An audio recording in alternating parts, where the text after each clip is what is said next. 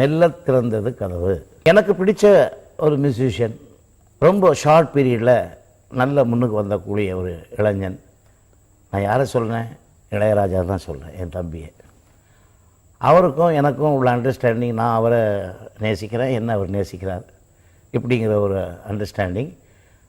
என்கிட்ட முதல்லேருந்து அவருக்கு ஒரு அபிமானம், எனக்கும் அவர் மேலே ஒரு மரியாதை. நல்ல சுறுசுறுப்பாக முன்னுக்கு வந்தக்கூடிய ஒரு நல்ல இளைஞன், நல்ல மியூசிஷியன், நல்ல மனிதர். அவர் என்கிட்ட சொல்லிகிட்டு இருப்பார், அண்ணே இந்த மாதிரி உங்கள் காம்பினேஷனில் எனக்கு ஒரு படம் பண்ணணுன்னு ரொம்ப நாள் ஆசை. பிகாஸ் நீங்கள் மெலடி போட்டு நான் வந்து அதுக்கு ஆர்கஸ்ட்ரேஷன் பண்ணி அப்படி பண்ணணுன்னு எனக்கு ரொம்ப ரொம்ப நாள் ஆசை இருக்காது, என்றைக்காவது நிறைவேற்றணும் அப்படின்னு பல தடவை சொல்லியிருக்காரு. அந்த நேரம் வந்தது.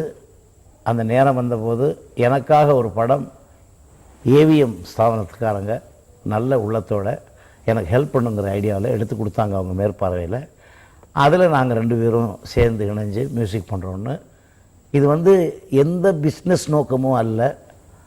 நான் அவருடைய டேலண்ட்டை மதிக்கிறேன், என்னுடைய டேலண்ட்டை அவர் மதிக்கிறார். இந்த அண்டர்ஸ்டாண்டிங்கில் நாங்கள் வேலை செஞ்சோம்.